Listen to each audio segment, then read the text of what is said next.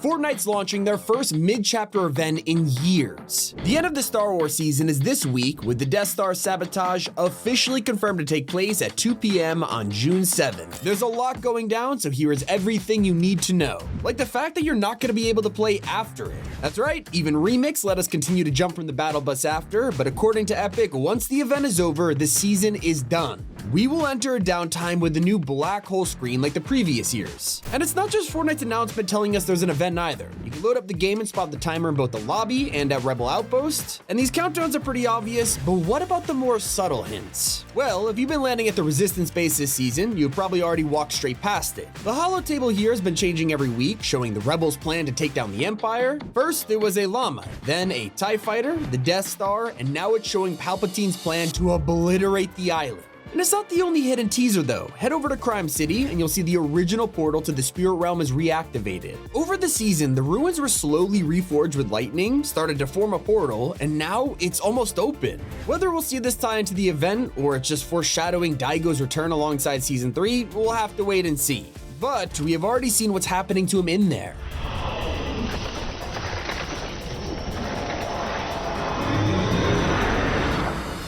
Now, it's not just the build-up that's immersive. This event will be super interactive once again, just like Collision, Skyfire, even Galactus. It means we're going to be a part of the experience while still watching something crazy happen. Now, there has been times when Fortnite took the idea a little too far. I'm looking at you, Fracture. Just don't be expecting to collect orbs for 40 minutes again. This will be interactive as we play, and I'm quoting Epic here, an in-game narrative live event that'll surely have players feeling like they've got the fate of the whole galaxy in their hands. In fact, it's not just the event. Leakers have already found that there's more to do in the pre-lobby alone. It's kind of like when we could listen to status reports or shoot asteroids in Collision or even fight off hordes of monsters before the Cube Queen's end event. This time around, we'll be able to play mini games to fire at Imperial camps, destroying comm towers, launch bays, even asteroids. There's also a leaderboard with points for completing the objectives, so you'll be head-to-head with other players from the Empire and Republic to get the best score. Honestly, it sounds like they put together parts of the best events from the past for this one. That holds up even more when you discover we'll enter the Death Star to confront Palpatine himself. Just like in Skyfire when we boarded the mothership to plant the bombs, we'll be inside the space station similar to Luke in the third movie.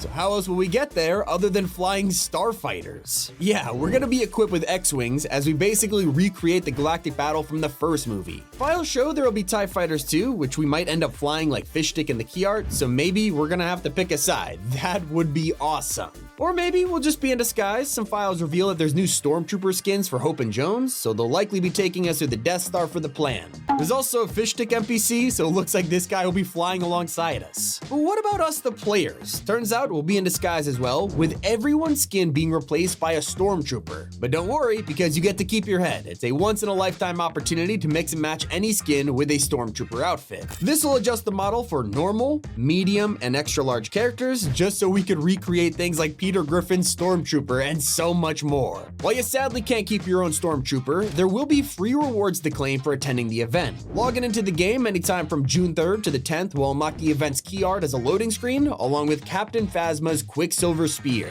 That's not all though, there's even more free items available right now, and you could earn up to 7 items just by watching Fortnite on Twitch. Right up to the end of the season, you can tune into any Fortnite stream, instantly granting you the Darth Jar Jar emoticon. Then just keep watching and click items as they appear. Collect all 12 and you'll get a bundle of 5 sprays. But if we collect enough as a community, we'll unlock the season's art as a bonus loading screen. It is totally worth it. We need all the help we can get. Just make sure you get them done before the event, because once it's over, not only do we go straight into downtime, but the season update will drop just hours later. Kinda similar to how Remix ended and Chapter 6's downtime started earlier than ever, the same will be happening this time. Season 3 isn't the only thing releasing after the event. In fact, it's a double drop. Both OG and LEGO end at the same time as Galactic Battle, meaning when Season 3 arrives with new heroes, we're also getting OG Season 4 with more of them. Sadly, there's no live event for the meteor hitting the classic map, but you can jump in game right now and spot a bunch of teasers. Over the past 2 months, the comet has been slowly approaching in the sky, giving us meteor showers. And now, meteorites are hitting the island just like in 2018.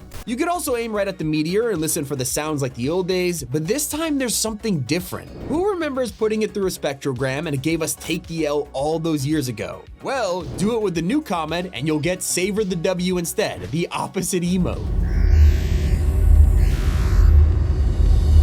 And this has sparked a huge theory in the community. What if OG will have an alternate reality storyline? Maybe we'll experience everything the same, but the events, characters, and story will all be remixed. And if you take a look at the TV broadcast, you'll only find more evidence of this. The emergency llama is back on screens with a hidden layer of Morse code in the transmission. Listen closely.